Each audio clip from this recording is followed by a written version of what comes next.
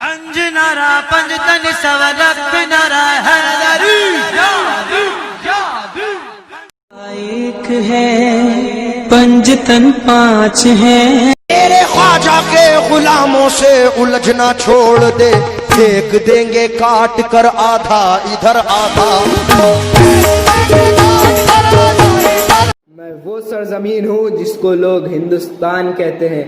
میری سرحدوں کا محافظ ہمالیہ اور میرے جسم میں گنگا بہتی ہے اور میرے سینے میں ایک اسم بن کے دھڑکتا ہے جن کو لوگ زمانے میں اس نام سے جانتے ہیں کہ سلطان الہند خواجہ معین الدین چشتی رحمۃ اللہ علیہ.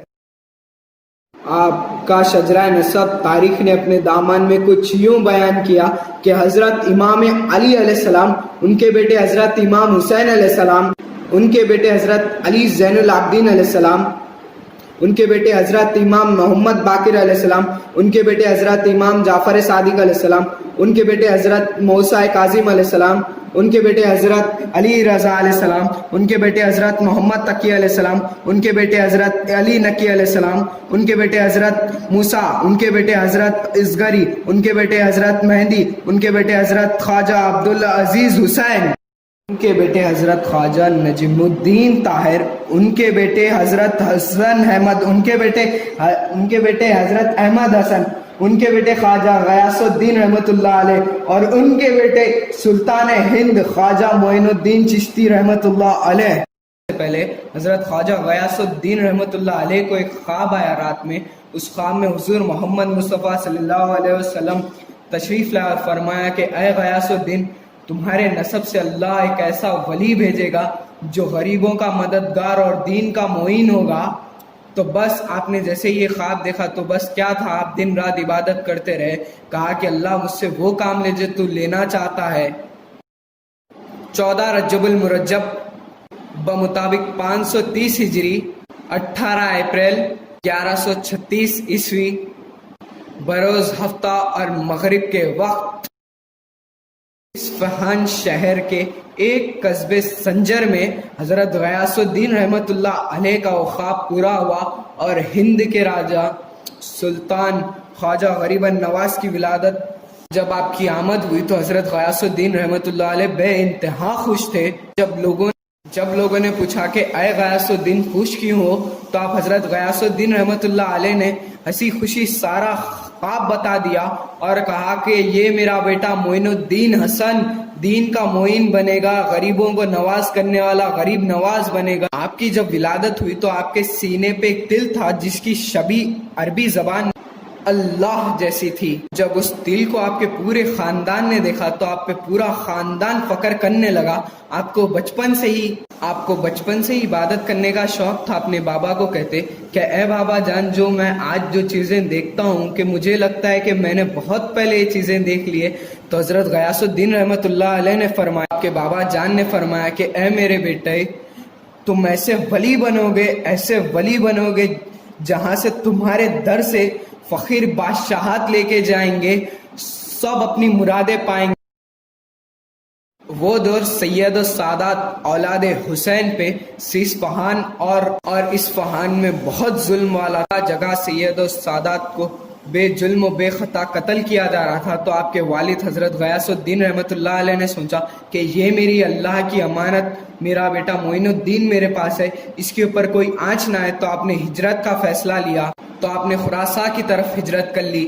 اور جب آپ خراساں پہنچے تو آپ کو وہاں پہ بھی بہت رنج و غم کا زندگی گزری رہی تھی. جیسے خواجہ غریب النواز رحمۃ اللہ علیہ 15 سال کے ہوئے تو آپ کے والد خواجہ غیاث الدین رحمۃ اللہ علیہ رحلت فرما گئے، اور اسی سال آپ کی والدہ ماجدہ بھی رحلت فرما گئی.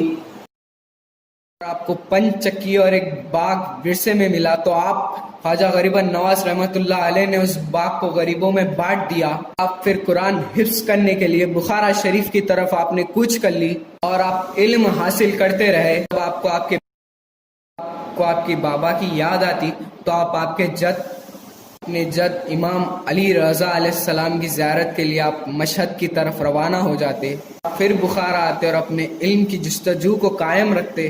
کافی سال علم حاصل کرتے رہے، اور یہاں تک کہ آپ نے قرآن کو اس طرح حفظ کر لیا، کوئی آپ سے سوال کرتا تو آپ اس کو مختصر قرآن کی آیت اور قرآن کے لفظوں سے اس کو آپ جواب دیا کرتے تھے۔ آپ کے دل میں خواہش جاگی کہ میں اپنے دادا حضرت علی ابن ابی طالب کی زیارت اور امام حسین کی زیارت کروں، تو آپ نے عراق کی طرف کوچ کر لی۔ کچھ راتیں آپ نے روزہ امام علی پہ گزاری اور کچھ راتیں آپ نے روزہ امام حسین پہ گزاری، اور سامرا کاظمین اور پیران پیر غوث الاعظم دستگیر کے در بغداد آ پہنچے آپ۔ اس وقت آپ کی عمر مبارک تقریباً 32 سال تھی۔ تو آپ بغداد میں گھومتے گھومتے حضرت جنید بغدادی رحمت اللہ علیہ کی مسجد میں پہنچے۔ آپ نے جیسے ہی ممبر پہ نظر ڈالی مسجد کے، تو آپ نے دیکھا کہ حضرت عثمان خواجہ ہارونیہ اللہ کی مخلوق کی اصلاح کر رہے ہیں۔ خواجہ عثمان ہارونیہ کا اپنے انداز گفتگو اور چہرے کا نور دیکھا، تو آپ خواجہ غریب نواز نے قریب آ کے آپ کی بیعت کر لی اور پھر آپ کی خدمت میں عرض کیا کہ میں معین الدین آپ کی مریدی میں آنا چاہتا ہوں، اور آپ جس طریقے سے لوگوں کی اصلاح کرتے اور میں بھی اسی طریقے سے لوگوں کی اصلاح کرنا چاہتا ہوں۔ بس حضرت خواجہ عثمان ہارونیہ نے آپ کو اپنا مرید بنا لیا۔ آپ کافی سال تصوف کا درس لیتے رہے۔ تو ایک دن عثمان ہارونیہ نے پوچھا کہ اے معین الدین حج پہ چلو گے؟ تو آپ خواجہ معین الدین نے کہا کہ اے میرے استاد، اے میرے پیر، اس سے بڑی میرے لیے کیا بات ہو گئی، کیا بات ہوگی؟ تو بس اللہ کے دونوں ولی اللہ کے گھر کی طرف روانہ ہوتے ہیں۔ جیسے ہی آپ عثمان ہارونیہ اور خواجہ غریب نواز نے طواف کعبہ کرا، اور جیسے ہی آپ عثمان ہارونی اور خواجہ غریب نواز 7ویں چکر پہ پہنچے، تو آپ عثمان ہارونیہ نے خواجہ غریب نواز کا ہاتھ پکڑا اور اللہ کو کہا کہ اے میرے اللہ، یہ میرے تمام مریدوں میں سب میں پاک دامن اور تمام مریدوں میں سب میں زیادہ علم والا اور سب میں زیادہ سچا ہے۔ اے میرے اللہ، تو اس سے وہ کام کرا جو تو چاہتا ہے۔ جیسے ہی اللہ کے دونوں ولی روضہ مصطفیٰ حضور صلی اللہ علیہ وسلم کی زیارت کو پہنچے، تو آپ عثمان ہارونیہ نے آپ خواجہ غریب نواز کا ہاتھ اٹھایا اور فرمایا یا رسول اللہ، یہ معین الدین آپ کی امت کے غریب لوگوں سے، آپ کی غریب امتیوں سے اتنا پیار کرتا ہے کہ کوئی غریب آ جائے تو بنا نوازے نہیں بھیجتا، کوئی غریب آ جائے تو خالی ہاتھ نہیں بھیجتا۔ یا رسول اللہ، اس کے وجود میں جو فیض چھپا ہوا ہے اسے روشن کر اور اسے اپنی منزل تک پہنچا دے۔ اسے دعا مانگی رہے تھے، اتنی دیر میں حضرت خواجہ عثمان ہارونیہ نے آپ خواجہ غریب نواز کی پیشانی کو چومنا شروع کیا۔ آپ خواجہ غریب نواز نے عرض کیا کہ اے میرے استاد، میں آج میں آپ کی آنکھوں میں عجیب شفقت دیکھ رہا ہوں، آج آپ کا مزاج کچھ الگ ہے۔ تو آپ نے فرمایا کہ اللہ کے حبیب نے تجھے غریب نواز کے لقب سے نوازا، آج کے بعد تو کسی بھی غریب کے لیے دعا کرے گا تو اللہ وہ دعا کو رد نہیں کرے گا۔ تو بس اپنے شہر بغداد کو آپ دونوں اللہ کے ولی روانہ ہوئے، اور جیسے ہی آپ پہنچے تو حضرت عثمان ہارونیہ مسلسل جلے میں رہتے تھے۔ ایک دن خواجہ غریب نواز کو بلایا اور فرمایا کہ تو میرا وارث ہے۔ عثمان ہارونیہ نے اپنا کرتا اور اپنی نالین عطا کر کے فرمایا کہ جا معین، میں نے تجھ کو اجازت دی کہ اللہ کے بندوں کی اصلاح کر۔ اور خواجہ غریب نواز مختلف گاؤں دیہات میں جا کے اللہ کے مخلوق کی اصلاح کرتے اور دین حق بتایا کرتے، اور آپ کے انداز گفتگو میں وہ مٹھاس تھی کہ جو بھی آپ سے بات کرتا یا تو اسلام لا لیتا یا تو آپ کا مرید بن جاتا تھا۔ اور بس وقت گزرتا رہا اور حج کا زمانہ آ گیا، تو آپ خواجہ غریب نواز اپنے تمام مریدوں کے ساتھ اللہ کے گھر کی طرف روانہ ہو گئے اور حج کیا، اور اپنا سر سجدے میں رکھ کے فرمایا اے اللہ۔ اتنے میں آواز غیب آئی کہ اے خواجہ معین الدین حسن، ہم تجھ سے راضی ہیں، مانگ لے جو مانگنا ہے۔ تو آپ خواجہ معین الدین نے کہا کہ میں اللہ میری ذات کے لیے کچھ نہیں مانگتا، میں میرے لیے کچھ نہیں مانگتا، جو میرے مریدوں کے مریدوں کے مریدوں کے مرید قیامت تک بنیں گے ان کو تو جنت دے دینا، وہ جب تک جنت میں نہیں جائیں گے میں نہیں جاؤں گا، اگر میری خوشی چاہتا ہے تو میرے مریدوں کے مرید جو بھی قیامت تک بنیں گے انہیں جنت دے دینا۔ پھر حضرت مصطفیٰ صلی اللہ علیہ وسلم کے روزے پہ کہنے لگے کہ یا رسول اللہ، اور فرمایا کہ اس خادم کے لیے کیا حکم ہے. روزے پہ بیٹھ گئے, پورا دن گزر گیا. پھر رات آئی تو رات میں آپ کے خواب میں حضور محمد مصطفیٰ صلی اللہ علیہ وسلم تشریف لائے اور فرمایا کہ اے معین الدین جاؤ, ہم نے تمہیں ہند کی سلطنت عطا فرمائی, جاؤ اور وہاں لوگوں کی اصلاح کرو. تو بس آپ سیدھا بغداد آئے, بغداد کے بعد ملتان آئے, ملتان کے لاہور آئے. پرتھوی راج چوہان کی ماں بھی نجومی اور پرتھوی راج کی ماں نے ستاروں کے علم سے یہ جان لیا تھا کہ جو پرتھوی راج کا تختہ الٹ دے گا وہ اللہ کا ولی ملتان کی سرزمین پہ پہنچ گیا ہے, وہ فقیر ملتان کی سرزمین پہ پہنچ گیا ہے. تو بس اس نے جادوگروں کی منڈلی کو جمع کرا اور تنتر منتر سے خواجہ غریب نواز کا عکس بنایا اپنے دماغ سے, اور اس پرتھوی راج چوہان نے اپنے خاص آدمین, اپنے بھروسے مند جنگجو کو بلایا. راجپوت تھا ایک, اس کا نام تھا سادھو رام راجپوت تھا. وہ اس کو بولا کہ جاؤ اس فقیر اس ولی کو قتل کر کے آؤ. تو اس نے کہا اگر میں کر دوں تو تم مجھے کیا دو گے؟ اس نے کہا کہ میں آدھی سلطنت دوں گا. اور اس نے پہلے پوچھا تھا کہ اس کی وجہ کیا ہے, کیا میری سلطنت ہے, ہماری سلطنت ہے, اس سے زیادہ نہ پوچھو. تو اس نے کہا کہ تم بول بھی نہیں رہے ہو کہ کیا وجہ ہے, تو تم مجھے کیا دو گے؟ اس نے کہا کہ سلطنت کا معاملہ ہے, میں تجھے آدھی سلطنت دے دوں گا, میں تجھے آدھی سلطنت دے دوں گا. تو بس اس سادھو رام نے زہر میں خنجر کو ڈبایا, کئی مہینے ڈبایا, اور پھر کہا کہ میں جا رہا ہوں, لاؤ فوٹو لاؤ. وہ ملتان کی سرزمین پہ پہنچا تو آپ خواجہ غریب نواز لوگوں کی اصلاح کر رہے تھے, اللہ کا دین بتا رہے تھے, نبی کا دین بتا رہے تھے. تو بیٹھے بیٹھے سن رہا تھا. تو آپ خواجہ غریب نواز نے پوچھا کہ جو کام کرنے آیا وہ کام کر.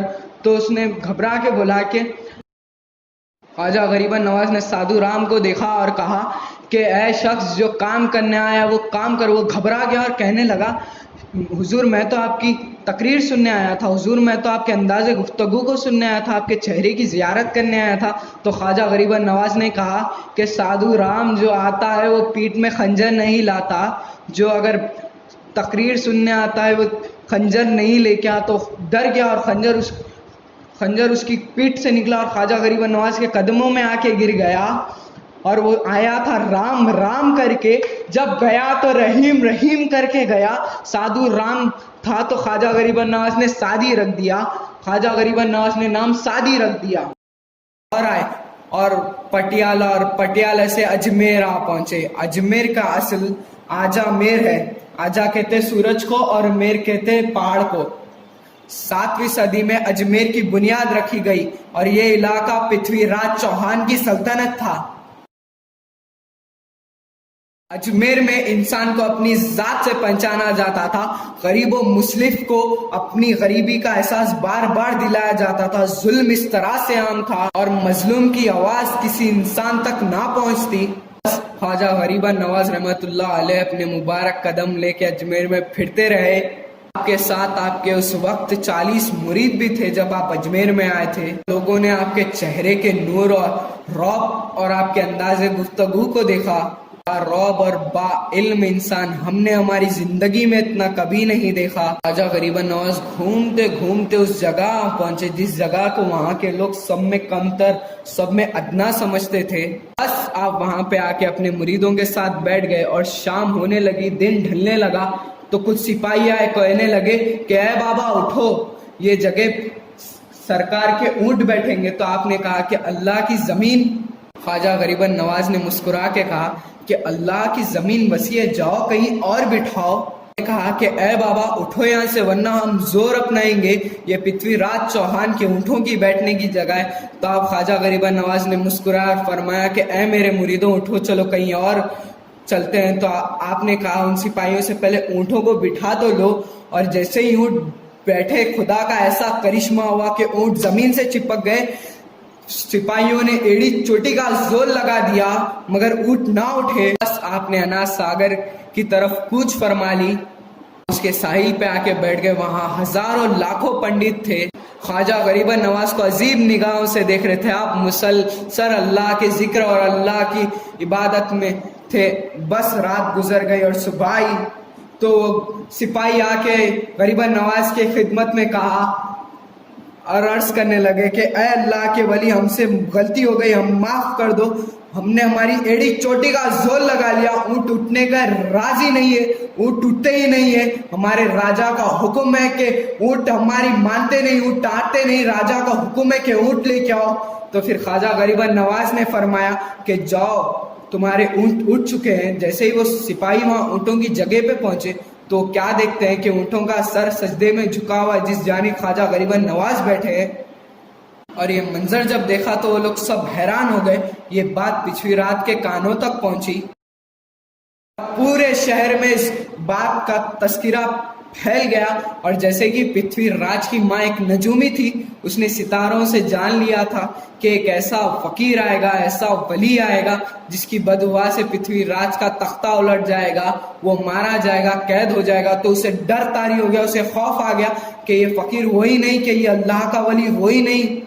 بس دن گزرتے رہے. کچھ دنوں میں وہ جو جھیل پہ پنڈت بیٹھے تھے وہ پرتھوی راج کے پاس آ کے کہنے لگے کہ مسلمانوں کا بابا ہماری جھیل کا پانی خراب کرتا ہے, اس میں وضو بناتا ہے اور اسی کے کنارے نماز پڑھتا ہے. ہمارا بہت بڑا میلہ آنے والا ہے, ایک کام کرو اسے اٹھاؤ یا تو پھر ہم مار کے اٹھائیں گے. تو راجا نے کہا کہ تمہیں جو کرنا ہے کرو, تم مار کے اٹھاؤ جیسے اٹھاؤ. تو بس وہ پنڈت گھات لگا کے بیٹھ گئے کہ خواجہ غریب نواز کے مرید آئیں گے اور انہیں مار کے بھگا دیں گے. تو جیسے ہی آپ کے مرید وضو کے لیے پانی لینے آئے تو آپ ان پنڈتوں نے ایسا مارا ان خواجہ غریب نواز کے مریدوں کو, تو بس کسی کا ہاتھ ٹوٹ گیا, کسی کا دانت ٹوٹ گیا, تو کسی کا سر پھٹ گیا. آپ کے مرید آپ خواجہ غریب نواز رحمۃ اللہ علیہ کی بارگاہ میں آئے اور کہنے لگے کہ یہاں سے اب چلتے ہیں, یہاں کے پنڈت ہمیں مار رہے ہیں, یہاں کا جھیل کا پانی لینے نہیں دیتے. تو خواجہ غریب نواز نے کہا کہ پانی کسی کا نہیں, اس واحد اللہ کی دین ہے. فرمایا کہ آؤ میرے ساتھ ان پنڈتوں سے بات کرتے ہیں. اور پھر وہ وقت وہی تھا کہ جب ہزاروں لوگ ان کے میلے کے لیے انا ساگر کے پاس اکٹھا ہوتے. جیسے ہی خواجہ غریب نواز کے مبارک قدم پہنچے تو سارے لوگ آپ کا نور دیکھ کے آپ کے چہرے کو دیکھتے رہتے تھے. آپ کے چہرے پہ وہ نور اور رعب تھا کہ جو بھی دیکھے بس دیکھتا رہ جائے. آپ کی آواز میں وہ مٹھاس تھی کہ جو سنے وہ بس سنتا رہ جائے. ماننے کے لیے کسی کی ہمت نہ ہوئی کہ کوئی ایک قدم بھی آگے بڑھائے. غریب نواز نے فرمایا کہ تم لوگ کیا سمجھتے ہو کہ پانی تمہارا ہے؟ ارے یہ پانی تو اس اللہ کی دین ہے جس کے پاس نہ کوئی ذات بڑی نہ کوئی مذہب بڑا, وہ تو سب پہ مہربان, وہ تو سب کو پالنے والا ہے. اتنے میں کہا ایک پنڈت نے, جاؤ بابا جاؤ, کسی اور کو سنانا, یہ پانی ہمارا ہے, یہاں پہ ہم نہاتے ہیں. تو خواجہ غریب نواز نے کہا کہ ہم چلے جائیں گے, ہم ہمارے حصے کا ایک لوٹا پانی اٹھا لیتے ہیں. تو بس خواجہ غریب نواز نے جیسے ہی اپنا لوٹا انا ساگر میں ڈبایا یا تو بس پورا پانی اس جھیل کا لوٹے میں آ گیا اور ایک قطرہ پانی نہ بچا. جیسے ہی پورا جھیل کا پانی سوکھ گیا تو سب پنڈت حیران ہو گئے, سب پنڈت گھبرانے لگے, ڈرنے لگے کہ یہ کیا ہو گیا, یہ کیسا کرشمہ ہے. خواجہ غریب نواز معین الدین چشتی رحمۃ اللہ علیہ وہاں سے کچھ فرمایا اور چلنے لگے. آپ کے پیچھے آپ کے کچھ مرید اور ان کے پیچھے وہ تمام پنڈت اور تمام وہ لوگ جو وہاں پہ نہانے آئے تھے آپ کے قدموں میں گر گئے اور فرمایا تو کہنے لگے کہ اے اللہ کے ولی ہمیں پانی دے دو, ہمیں معاف کر دو. تو خواجہ غریب نواز نے فرمایا کہ کسی کو کم نہ سمجھنا کہ اگر وہ اللہ کے پاس تمہارے سے زیادہ مرتبہ رکھتا ہو, اللہ کو تم سے زیادہ عزیز ہو. بس یہ کہہ کے خواجہ غریب نواز نے اپنے لوٹے کا پانی انا ساگر میں پھینکا تو پورا انا ساگر پھر سے بہنے لگا اور دگنا پانی ہو گیا. اللہ کے ولی کا ایک کرشمہ دیکھ کر وہاں جو بھی لوگ تھے ان میں سے سب نے ایمان لا دیا, سب نے کلمہ پڑھ لیا اور سب نے خواجہ غریب نواز کی مریدی میں آ گئے. یہ بات پچھلی رات کے کانوں میں پہنچی تو وہ اور بھی ڈر گیا اور سوچنے لگا کہ کہیں یہ وہ ولی نہیں جو میری سلطنت الٹ دے, کہیں یہ وہ فقیر نہیں جو میری موت کا باعث بن جائے. بس خواجہ غریب نواز کے مرید دن بدن بڑھتے رہے. خواجہ غریب نواز کے مرید سارے اجمیر میں پھیل گئے. راجستھان میں صرف ایک ہی اللہ کے ولی کا ذکر ہو رہا تھا, ہر طرف خواجہ خواجہ. کوئی بھی آپ کی بارگاہ میں پریشانی کے عالم سے آتا تو آپ ایسی دعا کرتے اس کی پریشانی دور ہو جاتی. بے اولاد لے کے جا رہے تھے, غریب مال لے کے جا رہے تھے, بے روزگار روزگار لے کے جا رہے تھے, بیمار صحت لے کے جا رہے تھے, کمزور صحت لے کے جا رہا تھا. پرتھوی راج کو یہ بات محال لگی اور پورے پنڈتوں کو بلایا اور بڑے بڑے اس کے زمانے کے عالموں کو بلایا اور کہنے لگا کہ جاؤ اس بابا کو بتاؤ کہ اسے کچھ نہیں آتا، اسے کچھ نہیں معلوم، لیکن جو بھی پنڈت جائے، جو بھی عالم جائے، وہ جائے اور اسلام لا لے اور خواجہ غریب نواز کے ہاتھ پہ بیعت کر لے، معین الدین کی مریدی میں آ جائے۔ نے کہا کہ عالم سے اب کچھ نہیں ہوگا، اب جادوگروں کا سہارا لوں گا، اب جادوگروں کا سہارا لوں گا۔ اس نے اس وقت میں راجستھان کا جو سب میں بڑا جادوگر تھا، اس کا نام اجے پال چوکی تھا، اس کے کچھ 500 مرید تھے، اس کے کچھ 500 شاگرد تھے اس اجے پال چوکی کے۔ تو اجے پال چوکی کو اس نے بلایا اور کہنے لگا کہ اس بابا نے ناک میں دم کر دیا، اس بابا نے سب کو مسلمان بنا دیا ہے، ارے اس کا کچھ کرو، تم جاؤ اس سے بتاؤ کہ اسے کچھ نہیں آتا۔ تو بس وہ اجے پال چوکی رات بھر مختلف جادو کرتا رہا، مختلف منتر توتر کرتا رہا، وہ تھک گیا اور تھک کے فرمانے لگا کہ آپ حق پہ ہیں، آپ حق پہ ہیں، جس دین پہ آپ ہوگے وہ دین سچا ہوگا، جس نبی کا کلمہ آپ پڑھیں گے وہ نبی سچا ہو گیا۔ اور وہ سب 400 کے 400 جادوگر مسلمان ہو گئے۔ اور اس بات سے خواجہ غریب نواز معین الدین چشتیہ حسن کی شہرت پورے راجستھان میں اور بڑھ گئی، آپ کے نام کے تذکرے اور ہونے لگے۔ راجستھان سے لے کے یہ واقعہ گجرات سے پورے ہند میں پھیلنے لگا۔ پرتھوی راج کو یہ بھی بات محال لگی، اور ڈر گیا وہ، اور گھبرا گیا کہ اب میرا تختہ گیا، میری زندگی گئی۔ تو اس نے ایک کام کرا کہ پورے مریدوں کو خواجہ غریب نواز کے ایک ایک کر کے پکڑ لیا اور ان پہ ظلم کرنے لگا، اور خواجہ غریب نواز معین الدین حسن کی بارگاہ میں ایک پیغام پہنچایا، اگر اپنے مریدوں کو چاہتے ہو، زندہ چاہتے ہو تو یہاں سے چلے جاؤ، یہاں سے چلے جاؤ۔ خواجہ غریب نواز اپنے مریدوں سے اتنا پیار کرتے تھے، خواجہ غریب نواز نے پرتھوی راج کو کہا کہ بس اتنی بات ہے، لو میں ابھی چلے جاتا ہوں، تم میرے مریدوں کو آزاد کرو۔ اور خواجہ غریب نواز نے یہ فرمایا کہ لیکن اب میں تو جا رہا ہوں، لیکن یہ سلطنت مجھے بلائے گی، تم جلدی مسلمانوں کے ہاتھ سے مارے جاؤ گے، تمہاری سلطنت مسلمانوں کے ہاتھ میں آ جائے گی، تم جلدی مسلمانوں کے غلام بنو گے۔ اور پرتھوی راج چوہان ہنسنے لگا اور خواجہ غریب نواز کو کہا کہ اے بابا جاؤ ورنہ مریدوں کو قتل کر دوں گا۔ پھر غریب نواز اپنے مریدوں کو لے کے چلے گئے وہاں سے۔ ان دنوں شہاب الدین ناگوری جو پرتھوی راج کے سب میں بڑے دشمنوں میں ایک تھا، وہ بار بار پرتھوی راج سے ہارتا، شکست لیتا، مگر ایک دن رات میں ایک نورانی ولی اللہ کا فرمانے لگا کہ اے ناگوری اٹھو، جاؤ پرتھوی راج سے لڑو، اللہ کے کرم سے اب تم جیت جاؤ گے، اللہ کے کرم سے وہ ہار جائے گا۔ تو بس کیا تھا، وہ اپنا لشکر لیا، بس اس نے افغانستان سے کوچ کیا اور پرتھوی راج سے جنگ کا اعلان کر دیا۔ پرتھوی راج کو اس نے کچھ اس طرح سے ہرایا، پاکستان کی سلطنت اپنے ہاتھ میں لے لی اور پرتھوی راج کو قید کر دیا۔ اس نے قید کر دیا تو لوگ کہنے لگے کہ ایک فقیر ہوتا تھا، ایک اللہ کا ولی رہتا تھا، کہ اس نے کہا تھا کہ ان قریب یہ سلطنت مجھے بلائے گی اور تم مسلمانوں کے ہاتھ سے قید ہو جاؤ گے، ایسا راجا کو وہ کہتا رہتا۔ تو اس نے پوچھا کہ وہ فقیر کہاں ہے، وہ اللہ کا ولی کہاں ہے؟ تو لوگوں نے کہا کہ یہاں سے کوچ کر گئے وہ تو۔ بس شاگوری اپنے تمام فوجیوں کو حکم دیتا ہے کہ جاؤ اللہ کے اس ولی کو ڈھونڈو۔ تو بس ڈھونڈتے وہ فوج آپ خواجہ غریب نواز معین الدین حسن رحمۃ اللہ علیہ کے قدموں میں آ کے پہنچی۔ تو بس 5 رجب المرجب 633 ہجری کو آپ خواجہ غریب نواز نے عشاء کے وقت حکم دیا اپنے مریدوں کو اب بس اس کے بعد میرے حجرے میں کوئی نہیں آئے گا، اس عشاء کے بعد میرے حجرے میں کوئی نہیں آئے گا۔ آپ پوری رات اللہ کی عبادت کرتے رہے، تہجد تک اللہ کا ذکر کرتے رہے، آواز آتی رہی اور اس کے بعد موقف ہو گئی، آواز بند ہو گئی۔ فجر کا وقت قریب آیا تو آپ کے مرید آپ کے حجرے کے دروازے قریب آ کے کہنے لگے الصلاۃ الصلاۃ، لیکن اندر سے کوئی جواب نہ آیا۔ بس فجر کا وقت ختم ہو گیا تو مرید اندر گھسے اور مریدوں نے یہ دیکھا کہ آپ خواجہ غریب نواز رحمۃ اللہ علیہ دارالفنا سے دارالبقا کی طرف کوچ فرما گئے۔ چہرے مبارک سے نور کی شعاعیں ابھر رہی ہے، سارے کمرے میں نور، اور آپ کی پیشانی مبارک پہ نور سے اللہ کا اسم تحریر ہے۔